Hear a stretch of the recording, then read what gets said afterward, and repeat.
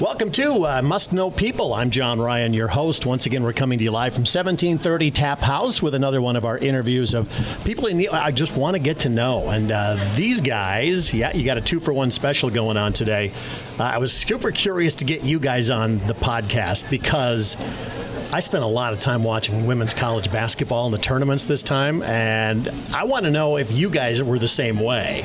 Shellie, were you glued to the TV? Or We were absolutely glued at our house. Yeah, we got 3 daughters, and you got both Iowa State and Iowa this year with just dynamic teams, and we tuned in religiously at every single game in our living room this year. It was just a super fun March Madness season, really the whole season for both teams. So, yeah, it was fun. By the way, I should have introduced you guys. You're Sean and Shellie Haluska. Yeah. I think I forgot that part. I was so excited to get into this part for you guys. Sean, how about you? What did you think about the whole tournament run for the men, the women, everything? Yeah, it was a super exciting year, and like Shellie said, we were glued to the TV. I think we both found ourselves watching more of the women's side. Mm-hmm. I mean, the way that the Iowa women just captivated the entire state. Heck, the entire United States was just awesome. Just a terrific group of girls that we were able to follow. And, it's been a cool segue for our girls to watch them and their success. And they've just kind of blossomed into watching basketball because of this, and they become more interested in basketball because of it too. And I think you saw that across the state this year. There's more kids interested, more kids playing basketball, specifically like little girls that are just deciding that, hey, we want to be like them. So just a really, really cool year, really cool run of success they had for 2 years, and a lot of fun to watch. Of course, everybody was watching Caitlin Clark, but Shellie, what did you specifically watch? What did you love about what you saw? Yeah, I think with women's sports, what's been so exciting is just the fire that Caitlin came with night in and night out, and just the product that she delivered, the excitement around the sport. And multiple times, Sean and I would look at each other in the living room when she'd make a shot or a move or a pass, and the level of complexity and how she delivers, those are hard shots and hard moves and hard passes. Like, if you haven't played the game, or if you haven't actually done the sport, people don't realize how difficult, the level of difficulty for what she's doing out there is absolutely insane. And we would just look at each other and go, oh my goodness, there's no one else who's ever done anything like this. And so we just have a high level appreciation for her and what she's done. Where would you put her on the level, Sean, of basketball IQ? I mean, men, women's players, anybody out there. I mean, it's high. You can see, everybody that's an analyst, NBA, NCAA, doesn't matter, men's or women's. I mean, everybody, I think that's the first thing they talk about is her IQ. You watch the way that she, would throw the ball up the court and see things, way before anybody else would see them, making passes that just a split-second difference, and that pass is going to get stolen. So her IQ is high, and I think everybody's very excited to watch her in this next chapter of her life and see what she can do at the professional level. I don't think anybody's going to be shocked at the success she has, here in the next year. We already got tickets for the Fever game. Yeah. We're going to go up and watch them when they play Minnesota. Yeah. So we got tickets before she got drafted, just anticipating she was going to be the first pick. Yep. So very smart glad move. We did that. Yeah, good investment. Yeah, you probably got it a lot cheaper then as compared to now. So you bet. You've got daughters. Mm-hmm. I mean, were they wrapped up in all this? Yeah, they loved it. We took them down to the Iowa Cubs game last year after the first tournament run, and they got an autograph from Caitlin Clark. And, of course, we both graduated from Iowa State, but, it doesn't matter. State of Iowa, you celebrate this. And so they got jerseys and T-shirts, and they're all about it. They're having so much fun. Yeah. So. Wait a minute, you guys played basketball? Is that right? A long time ago, John. A long time ago. We're dating ourselves. Couldn't throw it in the ocean if we tried now. So. You know what? It doesn't seem like that long ago, but I looked up your records and stuff like that. It's been almost 12, 15 years. Yeah, so 2005 was high school. Shellie was 06. Yeah, so almost we're 20 years. Right on the cusp of 20-year high school reunion, which is tough to say. We laugh about it. We're like, we're closer to our 50s than we are our 20s now. So we're dating ourselves a little bit. But talk about you guys. First of all, when did you guys meet? When did you guys first start dating and things like that? Were you guys like high school sweethearts and things? No. High school sweethearts, no. We started dating when I was a freshman in college. I was a senior. Yep. We were always really good friends growing up, so we went to the rec all the time. We hung in the same social group. I was going to say, you guys had to be around each other all the time. All the time. Really good friends. And our friends were friends, and so I remember many days calling Sean up and saying, hey, I'm going to the rec. Do you want to get a group of guys? Let's all go down. And he went off to college, and my senior year, we connected on a spring break when he came back to Carroll, and we were both single at the time, and the rest is history. Yeah, there you go. So let's talk about AAU. You guys had to be involved heavily with that, right? Shellie was more than me. Looking at the way that's all changed now, it's huge.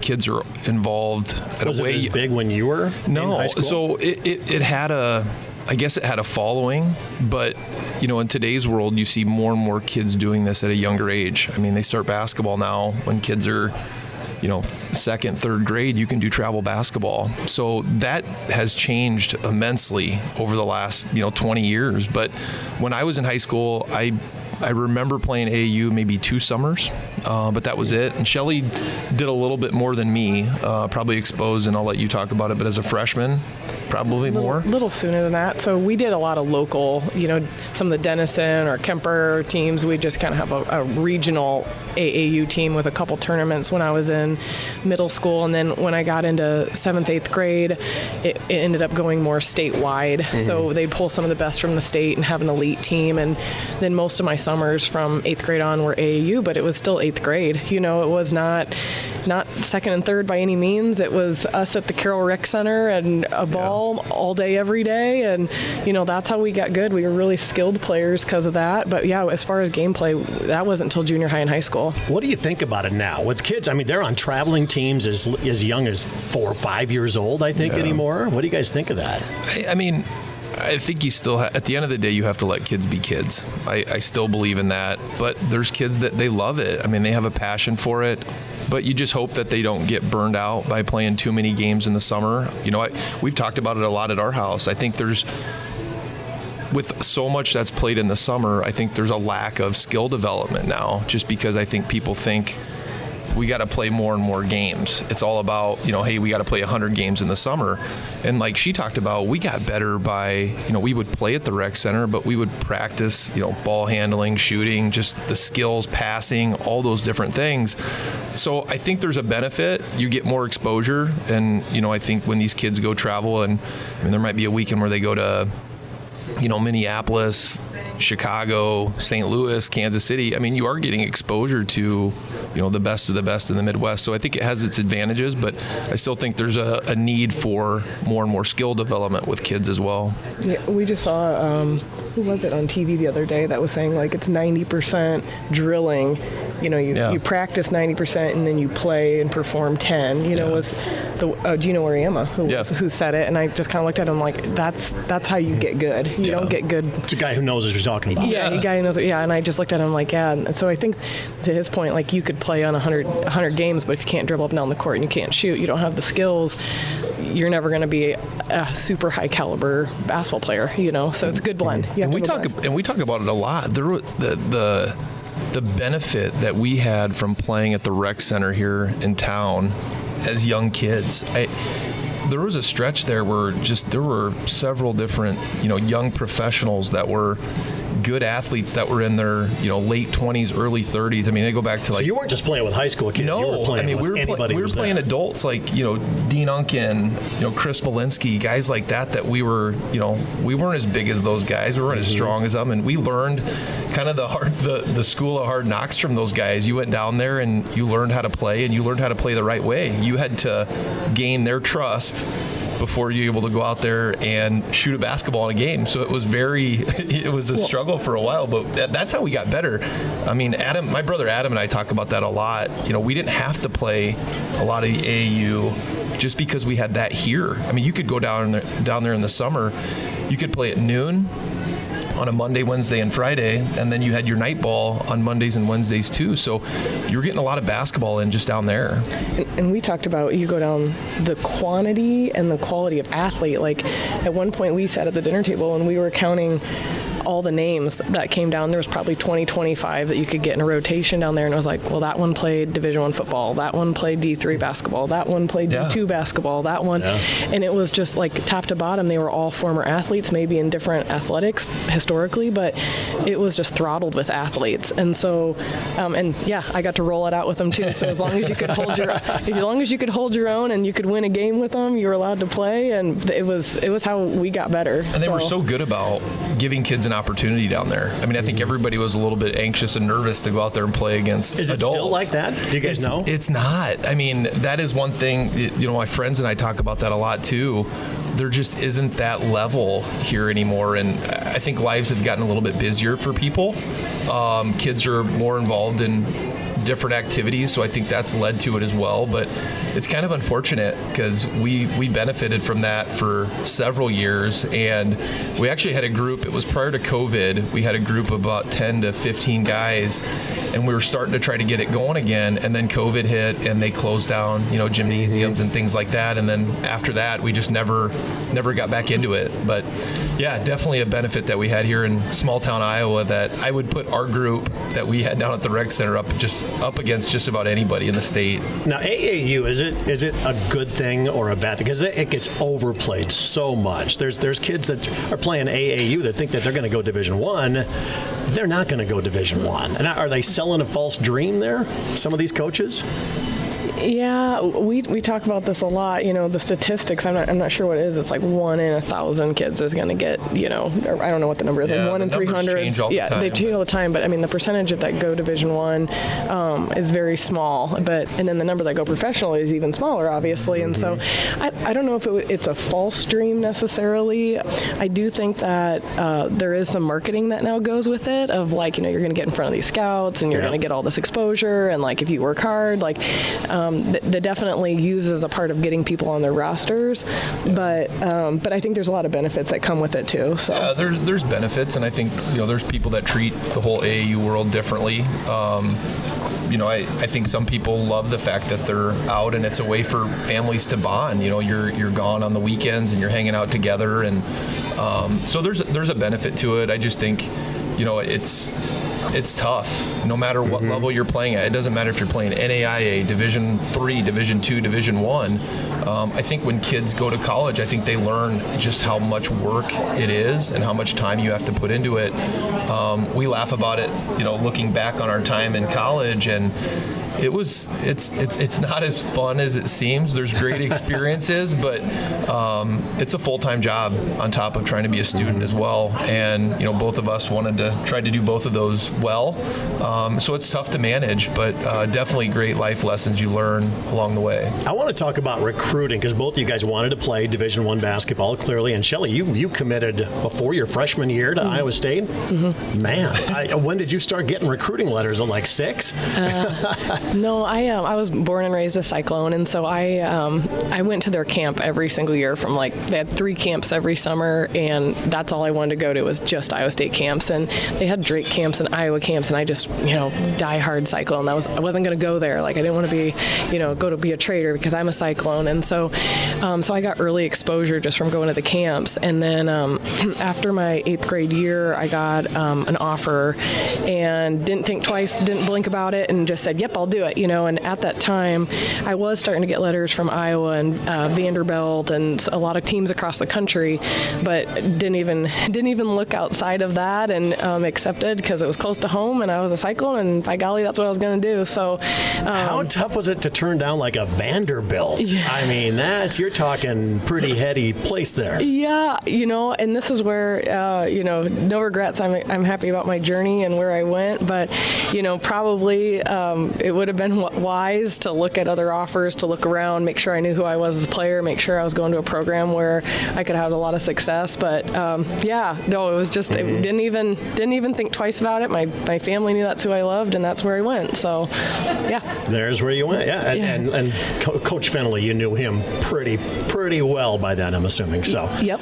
Sean, how about you? I mean, were you getting recruiting letters in high school, things like that? Because your teams were exciting to watch. Yeah, so my journey was a lot different than Shelley's. I didn't have a whole lot of exposure, so we talked a little bit about the AAU side of things. I didn't play a lot of AAU. Adam did. Adam got a lot of exposure that way. So because he wanted to, or what? It just didn't work out. I had a couple teams that I had played for, and they all kind of it all just went kind of haywire, and we ended up not playing. So there were a couple teams that I played for. We thought, hey, we have a whole tournament scheduled all summer, and then it ended up not happening. The team fell apart, and you end up not playing in the summer. So I didn't have a ton of exposure. I remember after my sophomore year, I played a little bit of summer ball and got some exposure just from some coaches within the Midwest. And then my junior to senior year is the year I didn't play, and that's a huge year for recruiting. So I went through my senior year. We had a great team, that 05 team we had at Carroll. I look back at my basketball playing career, still probably the best time of my life with the team that we had and the group that we had and how close-knit we were. So, my only option out of high school was junior college. I had one offer, or not an offer, but I was going to go out for a visit to Santa Clara in California. And I ended up not doing that. I was kind of a homebody. I didn't want to leave the Midwest.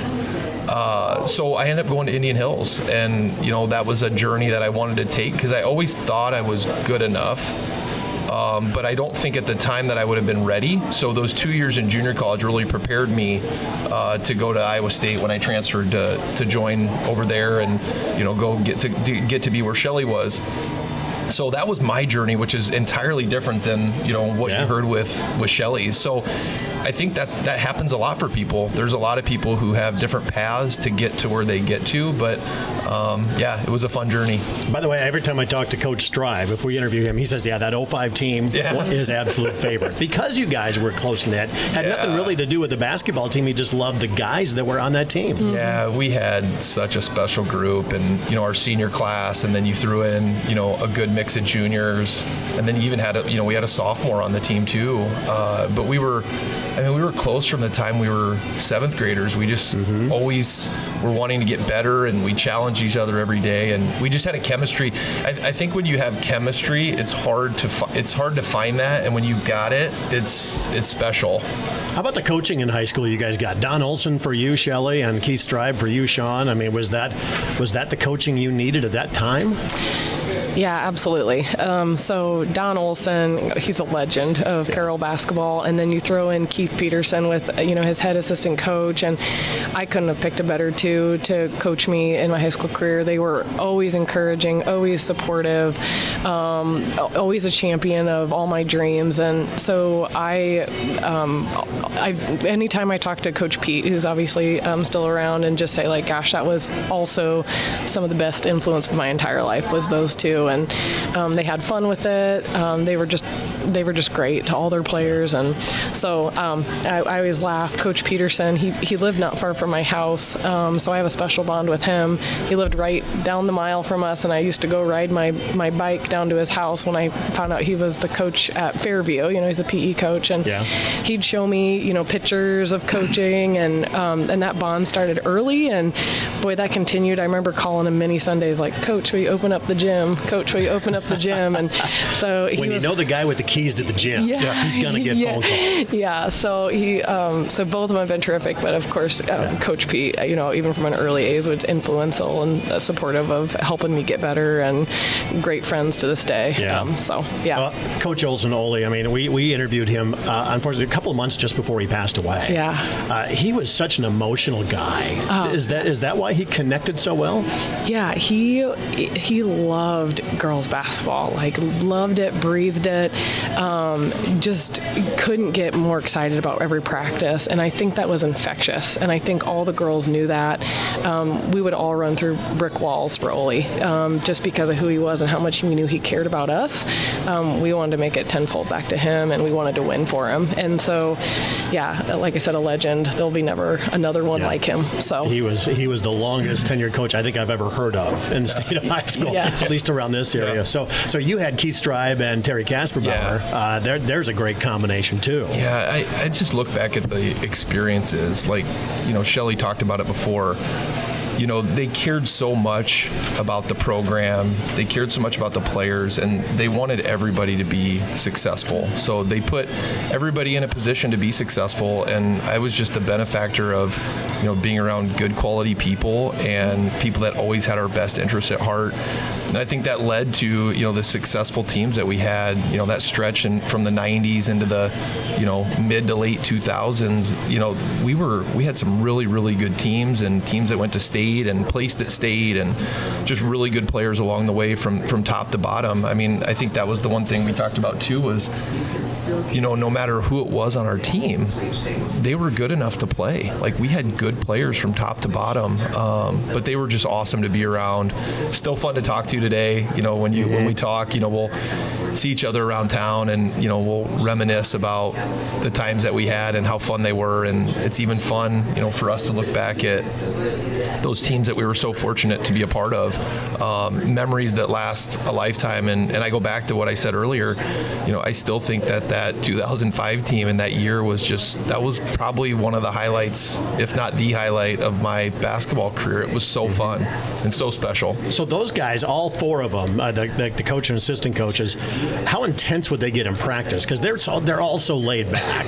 I can see Terry maybe getting getting on some people, but there were times. I think the earlier in their career, in their coaching careers, I heard stories about how intense they were, and I think the older they got, I think they got a little bit less intense because some of the stories I heard from Adam when he was young and a freshman, and it was a little bit more intense than what we dealt with. But they always held us accountable. I mean, when we'd lose a game, it was you came prepared to work the next day, and there were expectations. So they were good at that. But they had a good balance of, trying to be a little bit intense and then backing off a little bit. So they did a great job of being able to do that. How about Ole and Pete?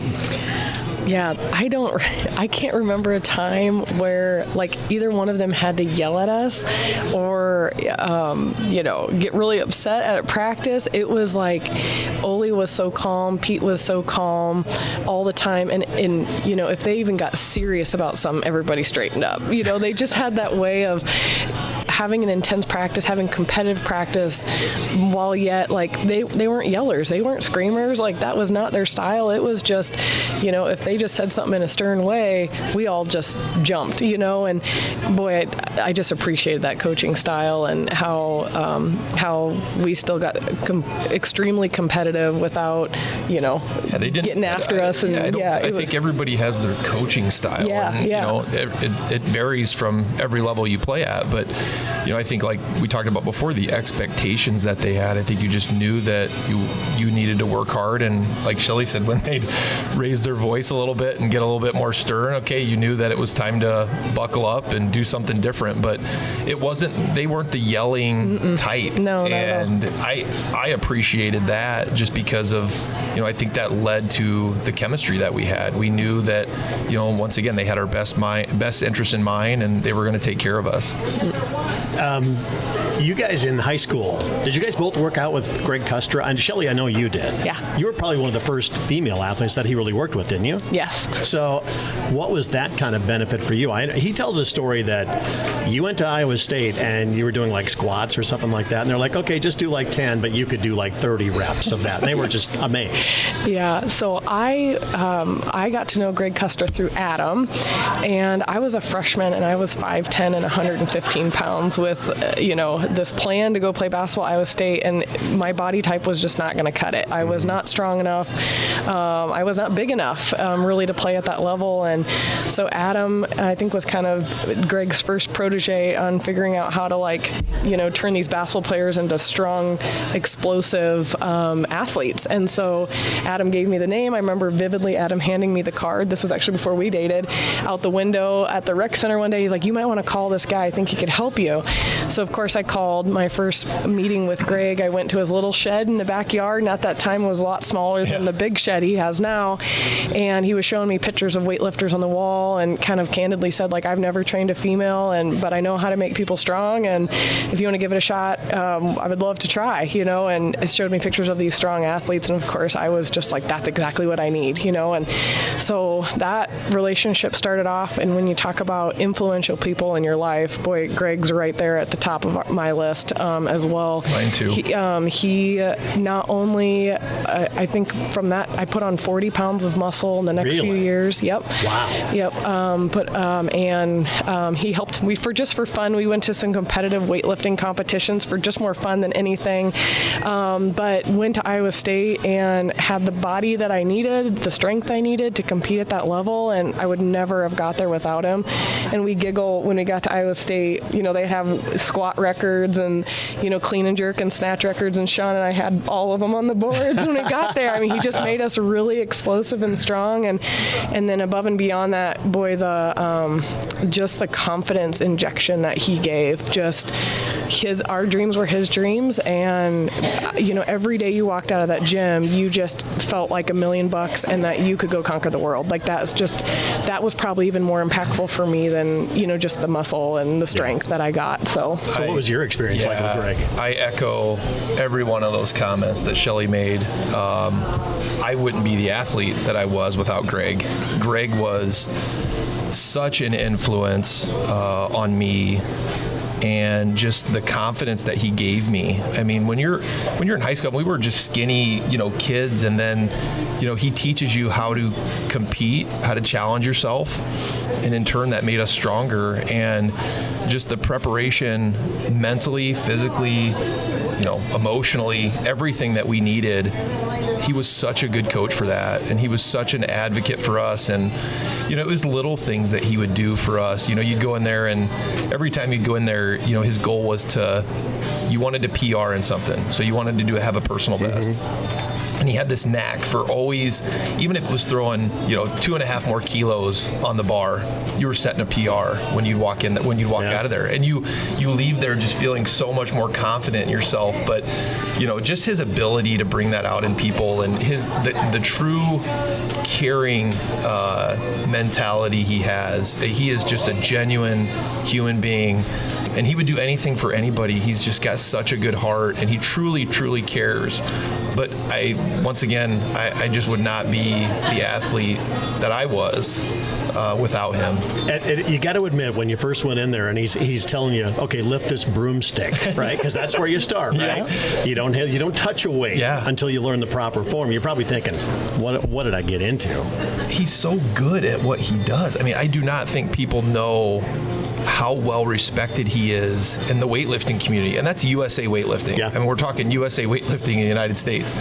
He is so well respected from everybody, and I think it even spans across the world, like how he's respected with people in different countries and all these different people that he knows in his network. So his story is crazy. I mean, starting a lifting facility in the backyard in a shed.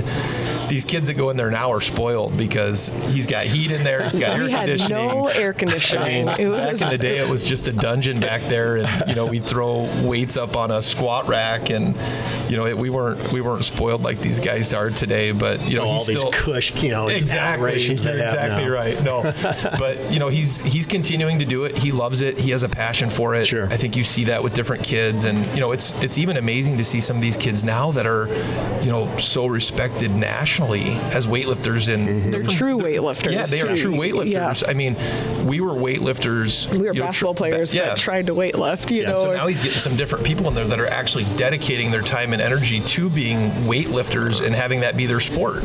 So it's so cool. And once again, I don't think people know just how how blessed we are to have Greg in town. And I've said that to so many people that have asked, both of us, like, what did you guys do or what would you recommend?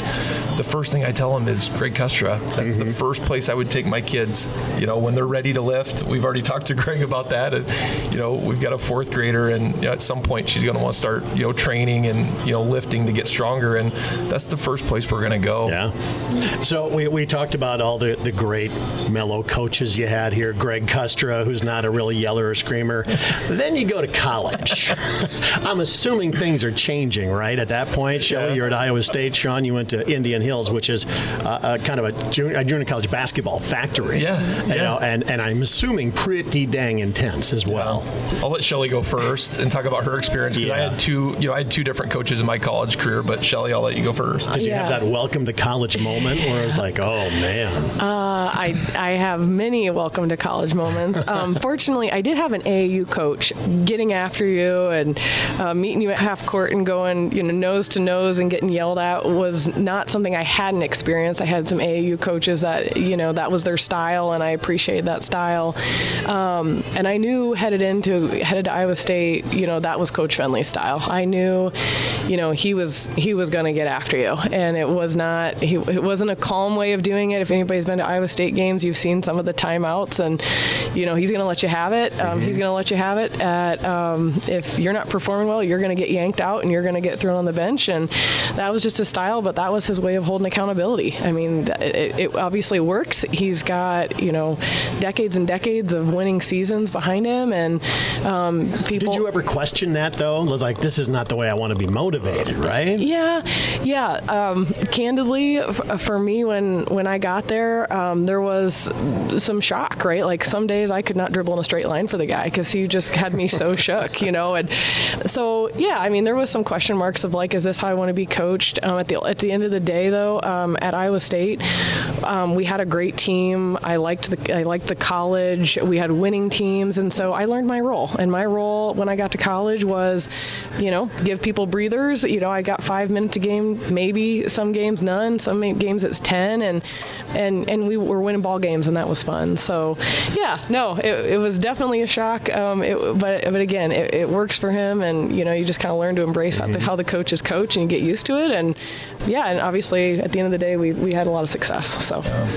How about Indian Hills? So junior college for me was a huge wake-up call. We had a very, kind of like the same way Shellie was, just a very intense coach who just demanded success. And from my development as a player, a person in general, those 2 years I spent at Indian Hills I valued those so much because it got me mentally ready to play, at the next level when I went to Iowa State and transferred.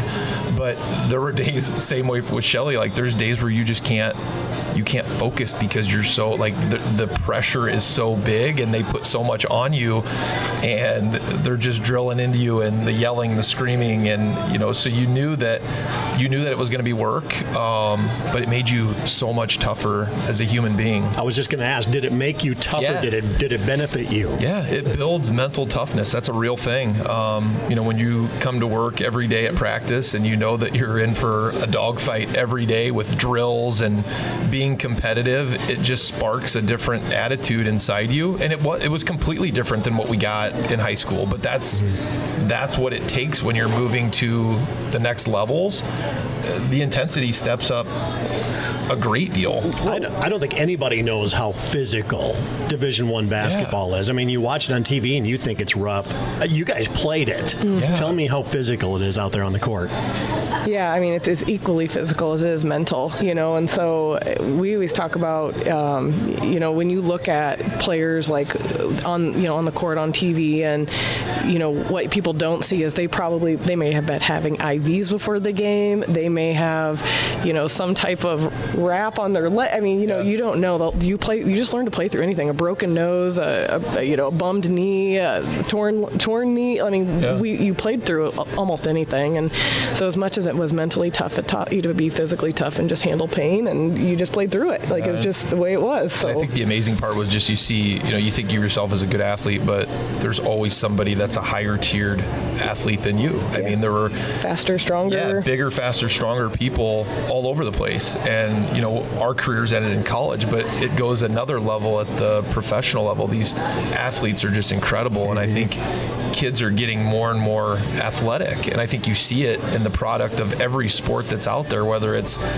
kids running faster in track or, just linemen in, college or NFL that are faster than you can even imagine. It's just these athletes are hybrid athletes now. And so, yeah, it's tough, it's physical, and but it was a lot of fun to challenge yourself and be there and experience it. We always talk about now, like, you just got really gritty, and so when you get out in life, it prepared you for life. Like, when it's hard, you know how to handle hard, you know how to handle life challenges, it helps you have a confidence in who you are as a person. And, I think that was for us the biggest takeaway is, we've done hard. Hard is something we got good at, and those are just good life skills to have. Say the life love lessons. that. Hard is something we got good at. Yeah. That's a great phrase right there. So did you play for McDermott or did you play for Wayne Morgan? So then after my 2-year stint at Indian Hills, I walked on at Iowa State, and I just knew that's where I wanted to be. Shellie and I were growing closer together, and we knew that we wanted to continue our lives together. So,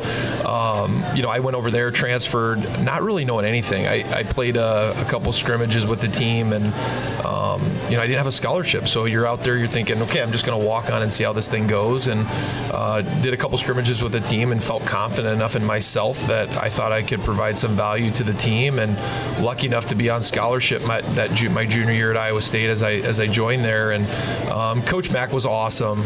He was, I laugh about it even to this day. He's the type of guy that you pick up the phone and you call him, he's going to pick up. He's the type of guy that still sends me a text message on my birthday every year. He's just just a super quality guy. I love the guy, but he was intense at Iowa State. We didn't have a lot of success at Iowa State when I was there. The 2 years I was there, we had good players. Go back to talking about chemistry. We just didn't have the right, I think, chemistry together, although we had good players. I mean, we had several guys that went on to have, whether professional careers in the NBA or overseas. So it wasn't for a lack of talent. I just think it shows just how important team chemistry is. But I've been super happy to watch him, move on to Creighton and have the success he's had, because he deserves it. He works hard at it. And it was such a cool run with him and Doug there, and then watching him continue that in the Big East. He was so good at UNI, struggled at Iowa State, and then went to Creighton and was immediately successful. 100%. I mean, what's the difference in that? Do you see? I think, when you have a group of players, I think it was different from him, at UNI, just the type of player he had. I felt like, a lot of Midwest kids that he could run that type of system that he had. And then I think going to Iowa State was a little bit different. Like, coaching style changes with different players that you bring in, and you have to coach them a little bit differently. So I think ultimately, him leaving for Creighton and taking on that job, and, obviously the success that Doug had over a 4-year stretch was just insane. So, you look at the way they play, they spread the floor out, they try to shoot a bunch of threes, they play good defense. I just think he probably learned the style that worked for him, and he's found his niche. I mean, you look at what they're doing, and, the success they've had in the Big East is so cool. Yeah. I've just loved following his teams. They're fun to watch.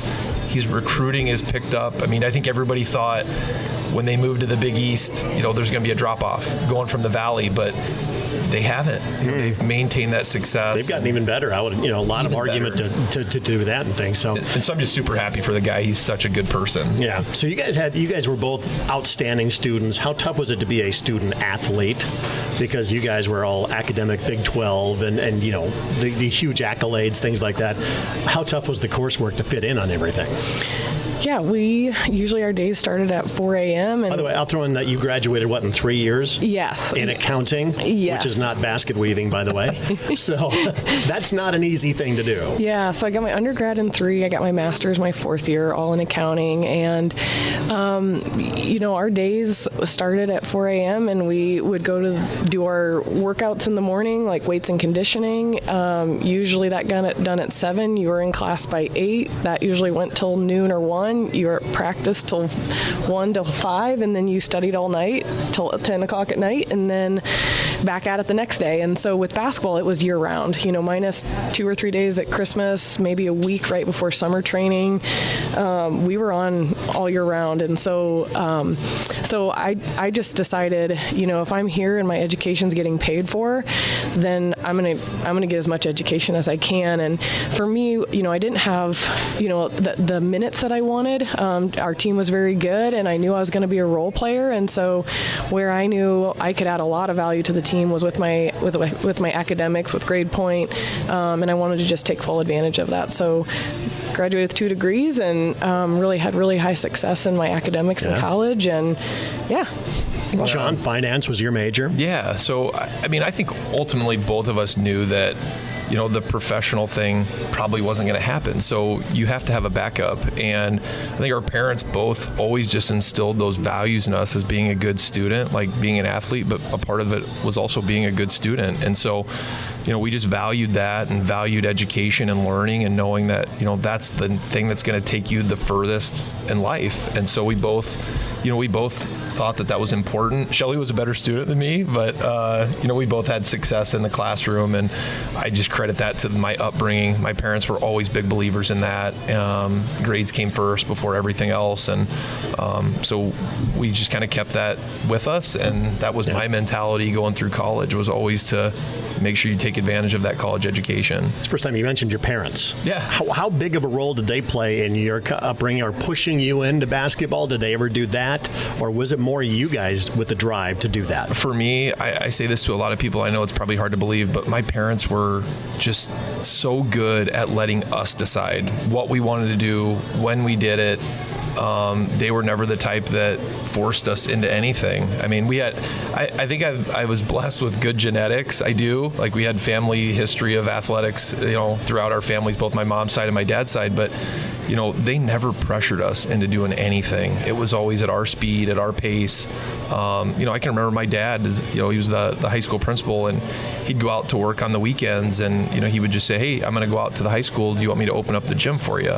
And, there'd be a weekend, "No, I don't want to go." And he never put pressure on us, like, "You're not going to get any better if you don't do this." And so they were very good at that, which I think has been great for us as we've had kids to, take that in mind. I think everybody sets these high expectations to athletes that, your kids need to be athletes. And that's the furthest thing from the truth. I think as long as our kids have good values and morals, and, I think that's what our parents did for us more than anything, but they were always supportive of what we did athletically. And, my dad was always a sounding board, my mom too, whenever we needed advice, support, whatever it was. So just knowing the way they were has helped us be who we are as people.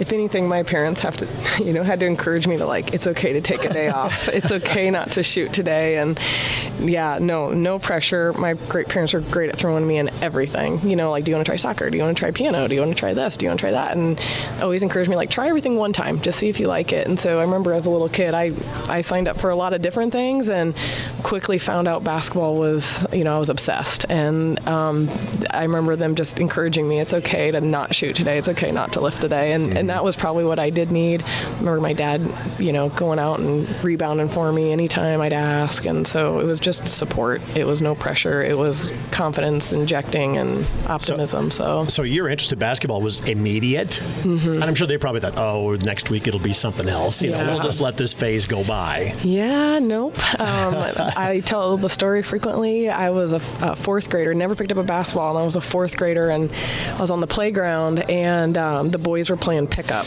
and they decided that I could not play that day. And I was like, well, why can't I play? And they're like, you're not good enough.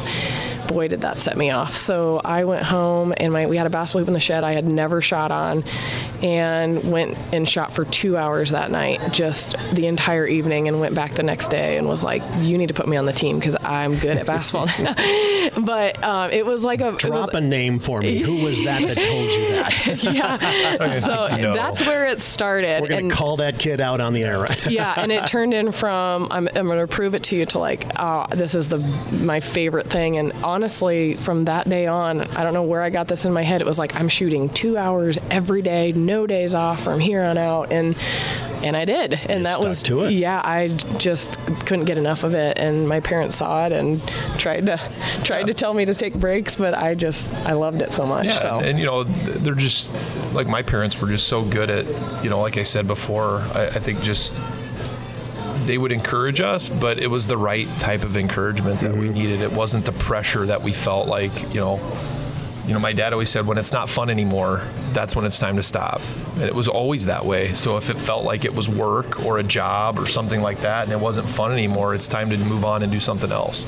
Yeah. So speaking of moving on, let's get your thoughts on what's happening now. NIL, all of this stuff going on, transfer portal. Do you guys wish you had that when you were in college? I mean, the NIL stuff is cool. I mean, I think it do you guys like it or not like it? There's pros and cons to both of those. I think there's pros and cons to it as well. I just don't like the transfer. I don't like being able to move from one school to the next. And, back in the day, it was you transferred, you had to sit out a year. They made you do that. And now it's just like the wild, wild west out there. There's no rules. You have these big pots of money that these kids are getting. It's not. And it sounds like that's the reason why they're transferring, is I can make more money here. And so it's not loyalty to a school anymore. I mean, it's glorified. It's almost professional sports in a way now. So I think there's a lot of changes that need to be made to it. I mean, you're seeing it everywhere. These kids can, the kid from Iowa that went from Alabama, the Proctor kid, he transfers back to Iowa, and then within a 2-week period, he's back at Alabama. And so you have to hold some of these kids accountable. I looked at the Iowa football game in the bowl game this year with Tennessee. Their quarterback was going to be a professional quarterback, Tennessee's. He decides that he doesn't want to play in the bowl game. He's probably got a huge NIL deal. The backup quarterback for them is making a couple $1 million too. It's just crazy. And I'm assuming you're not against college athletes making money off their name, image, likeness. Not at all. No, that's what I think. That's why we say pro and con. I think that's the good part of it is. You do have likeness, and you do have an image that has value, and you've earned it. Yeah, you really have earned it, and you're bringing value to the university. Yeah, big time. I mean, you look at Caitlin Clark, what she did for Iowa. I mean, the fact that they're selling out every game is a sellout, whether it's home or away. And jerseys and marketing, and even the other girls that benefited from NIL stuff, the Kate Martins, the Gabby Marshalls, like everybody benefited from that. So I do think there's value there, but at some point they're going to have to try to police it a little bit better. But it's new, and they're trying it, and we'll see where it goes from here. But just to me, the transfer in, transfer out. How do you really? I mean, how do you develop a team when it's every year you've got a new roster? I'm just not a fan of that, and I think it ruins the product a little bit. So, Shellie, you said you committed to Iowa State because you were a Cyclone. That's where you wanted to be. If you had to transfer, give me a school that would be like, oh man, I would have liked to have played there. Yeah, I was telling Sean, if it wasn't Iowa State, Iowa was always one that I was looking at a young age. I was a hometown girl. I didn't want to go anywhere, and I always tell him, like, now that we're watching the Iowa Hawkeye women, and you're seeing inside the huddle, and Bluter's just culture and who she is a human, and how she builds those girls up, like that would have been probably my next choice. That would have been someone who I could have seen myself playing for. It's just amazing what she does and who she is as a human. I did have 2 AAU teammates that I played with for years. I went and played for Bluter and absolutely loved her. And so, yeah, I think that would be the other place I would have gone. I still wouldn't have gone to Vanderbilt. I wouldn't have gone to Nebraska, Colorado, some of the other places I got recruited. I'm just too much of a homebody. So, How about you, Sean? Had to transfer from Iowa State. Where would you go? I probably would have done the Iowa thing, honestly. I grew up watching, Adam spent a year at Iowa State and then transferred to, Iowa and had a lot of success there. There's a whole other podcast. There's a whole other podcast you could do. But, I grew up around the university. I did. And, just the people that were there. I remember Adam wanted me to go to Iowa and try to walk on there after my freshman year at Indian Hills, which I just didn't think I was ready to do it yet. But I have no regrets about any decision that I made. We wouldn't be where we're at in life if we didn't take the journey that we took. Mm-hmm. So, maybe, playing careers didn't go the way that maybe we wanted them to. And, maybe had we been in a different situation, we would have had more success. But I don't think we'd be where we're at today in life. We love where we're at. We love the family we've built. We love being in Carroll. Yeah, we love the journey that we took and who it made us as people. Exactly. And we talk about a lot, like, go from coming out of high school decorated, and then you go to college and limited minutes, and I always told him, I'm like, I think had I gone to a school where I would have played a lot and, I don't think I would have learned the life lessons of like, how do you show up when you don't get recognition? How do you show up for your teammates if you're only getting glory in practice? How do you show up academically? How do you, that truly is your character, right? Not when you're getting all the accolades and the minutes and things. And so that's why we say no regrets. Like, again, we could have had more minutes maybe somewhere else. We could have gone to UNI and started, we couldn't have gone to Iowa, but that wouldn't have made us who we are. And boy, we had a lot of success with our team. At least my team had a ton of success along the way that showed me different parts of the country. We got a couple Sweet 16 Elite 8 appearance, and boy, not everybody gets to do that either. And so, no, I'm glad where I went. I'm glad the lessons it taught me, and I'm glad to be a part of a hugely successful team while I was there. And it was your academics that got you to England to go study abroad for a year, right? Yeah. So I graduated my undergrad with a 4.0, and then my she was a pretty fair student. Pretty good. Yeah. So graduated valedictorian at Iowa State in my College of Business, and so when I got my undergrad done in 3, I had a goal to get my master's in 4. Well, the only way you can do that is to go overseas because you could get multiple classes done, and so I got to study abroad in London. Coach Fenley was highly supportive of that at the time, and that was in the grind of summer where you're supposed to be training, and Coach Fenley knew I was more of a role player. He gave me the green light, knew that it was important to my academics, and I was focused on that in my senior year, and said, hey, go overseas, make sure you stay in shape. It was a 3-week program, and I ended up getting, boy, I don't remember how many credits. I think it was 15 or 20 credits in a matter of a month over there. And so anyway, so it sprung me ahead. And again, life experiences you can't replace, especially at that age, never seen the world. And it was awesome. Yeah. So the plan for you guys was always to come back to Carroll?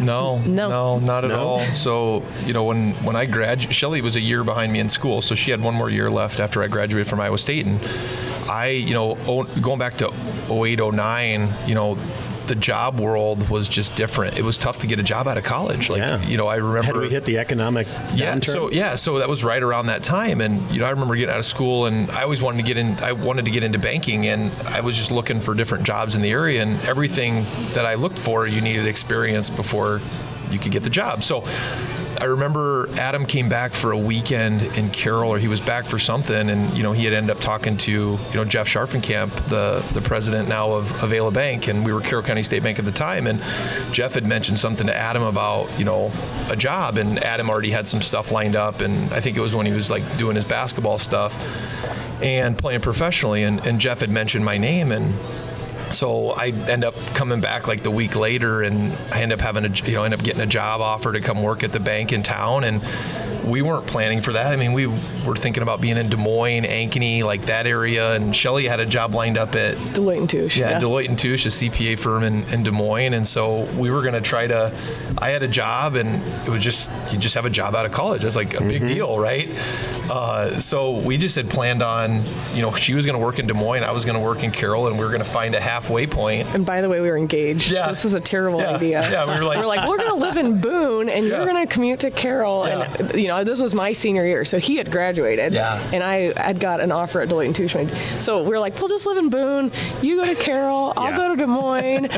And it was not meant to be. We tried to find houses in Boone, Iowa, my senior year of college, engaged to move into, and couldn't find a house, and it was not meant to be. And anyway, my job ended up holding me back to Carroll too. And then we were both fortunate. I stayed at the bank, and had a great career there. And Shellie started with Edward Jones here in town, and like you talked about, we didn't plan on moving back, but boy, we're sure glad it happened the way it did. I think when you live here, I think you think, oh, there's things bigger and better outside of here, and we just value this small town Iowa life, and we love it here. It's been awesome, and we've both been able to prosper in our careers, and it's a great place to raise a family too, and that's probably more important than anything. Speaking of family, 3 kids, right? 3 girls? 3 girls.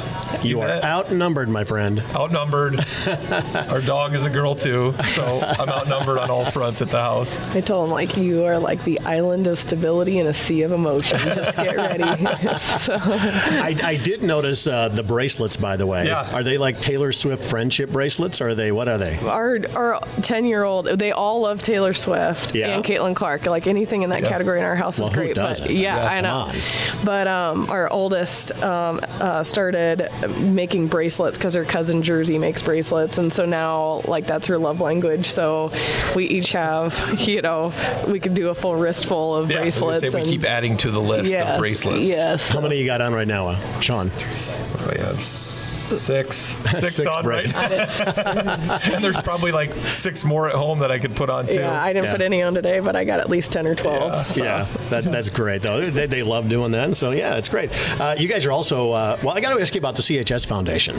This is something did you start this? No, I did not start it. Okay, but you were heavily involved. Yeah, so this was an idea. Rob Peters and Doug Burns came to me. Boy, this was back in like 2000, I want to say 12 or 13. There ended up being a lady named Marion Botby that passed away and left money to the Carroll Community School District. Well, at the time there was no account. You couldn't give it to the school district. If we were going to use it for anything, we needed to have some type of foundation or some type of an account, 501c3, to put the money into. And so Rob and Doug approached and said, "Hey, we want to start this. We'll get it set up, legally, but we need somebody to own it and run it." And so at that time, we decided to start this foundation, similar to Kemper has a foundation, in order that if anybody wanted to pass away with a bequest or donate to the school district, that there was a place to put it. And so it took a couple of years of us trying to figure out what we were all about.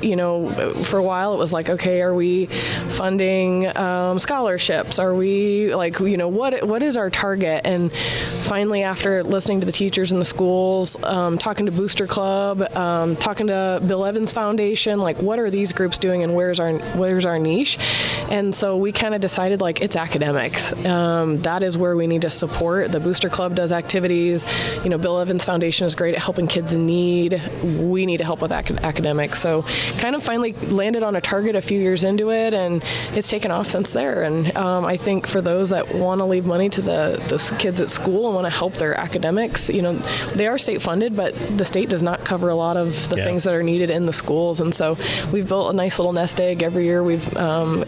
Katie Cruz has been extremely instrumental in helping with raising money for it. I think I've heard of her. Yeah, she does a few things in the community. Just a few. Yeah. Yeah. But how big a number are we talking for CHS Foundation? I mean, can we say? We probably can't say, but it's enough that we're sustainable now, and where every year we know that we can give $10,000 to $15,000 without any fundraising back into the schools at a minimum. Plus, if we get more dollars in some years, we can do more. And so, that funds every single field trip in the schools. That's been funding computers and laser printers and I think we've this last year spent $10,000 to $15,000 in items, books, right? Just things that are needed. And so, it's growing. And every year we do the Kindness Counts campaign, which is what Katie Cruz heads up. And $50,000 we've raised this year. And so for us, it's been fun to see it go right back to those kids. And that's got to be really fulfilling to work with that. It is. It is. That's leaving your mark on the school too. I mean,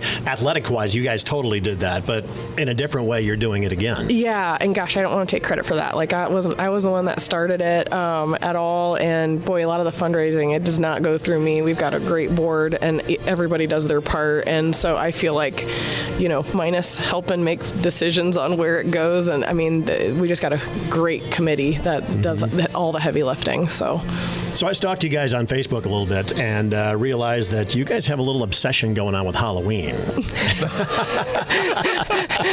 True. Where does that Shellie? begin? It starts with That's Shellie. me. Okay, so when I was growing up, we didn't really celebrate or dress up for Halloween, and it was just how I was raised. We just didn't do a whole lot with it. And so when we had our first kid, I'm like, I'm dressing up for Halloween. We're doing a theme, and she loved it so much that every year we try to figure out. I think you loved it so much. I that might we have loved continued it with more. You can't use Tenley as the And excuse. poor Sean, friend gets roped into it. But yeah, so every year that's like our thing is. It's getting harder and harder. It's getting harder every year because now they have opinions. Yep. They all have opinions. So probably our favorite was A League of Their Own. A League of was Their Own. fun. Yeah, we had we have an all girls household. So what's that guy's I name? dressed up as the coach. Yeah, Jimmy. the coach. Yep. Yep, Jimmy. Yep. And yeah, so yeah, it's an annual thing. We're trying to outdo ourselves every year, but we're kind of running out of great We're running out of ideas. good ideas. Yeah. It's fun to look at them, though. And you guys look like you're having a great time. Oh, yeah. Yeah. It's the debate starts on November 1st of what we're doing next year in the house. Have a plan. So are you decided for this coming year? It's a debate right now. Yeah. It's an Okay. ongoing debate because now you have 3 girls that all have different ideas. Yep. 4. And Shellie. they don't. Yeah. Everybody's got a different idea on what we should do. I usually just go with what the consensus is. Meanwhile, the oldest is now like asking to exit the family costume. She's like, I'm over this. I'm not too cool for it. Yeah, she's too cool for it. And I'm like, no. I'm like, you have at least 8 more years of this chaos. If you want to be in this house, you will be a part of this. Yeah. So, All right, so we're going to wrap things up here with little rapid-fire questions. Give me a quick answer to these. Are you superstitious? And if so, what do you do? Were you superstitious during basketball and all that? I used to be really bad. Now, no, I'm not anymore. What did you used to do? Oh, everything from the order I dressed in the morning to what I ate to how I put my ponytail in to the order I put game day was all superstition all day long. Wow. Same way for me. Game day was always usually Subway, like before the game. It was always that, but you always had your routine that you'd go through. Music, same thing. Yes. What kind of music do you guys listen to when you were getting warmed up? A lot of Taylor Swift in our house right now, Yeah. and a lot of country music. Country. Yeah. Right now, how about your playing days? Oh, Oh gosh, it was it was all the Rap music, yeah. It was. we thought we were cool. We thought we were cool, and we used to make our own CDs too. If that ages us, Yeah. So there's now that. I'm more like the 80s guy. Yeah, Like, I laugh. Like when we go, I love to golf now. So when we're out on the golf course, it's like an 80s playlist, and I've got a group of friends that all enjoy it too. So that's what I'm into. Is that kind of your obsession now when you go out for athletics is golf? Mine is. Yours is? I'm horrible at it, but I love it. It's I my have new a feeling passion. that you're not telling me the truth there. Oh, I'm bad. I'm not No. good. I'm trying to get better, and the harder I try, the worse I get. That's golf in general, but no, that's my new passion is golf. All right, Shellie?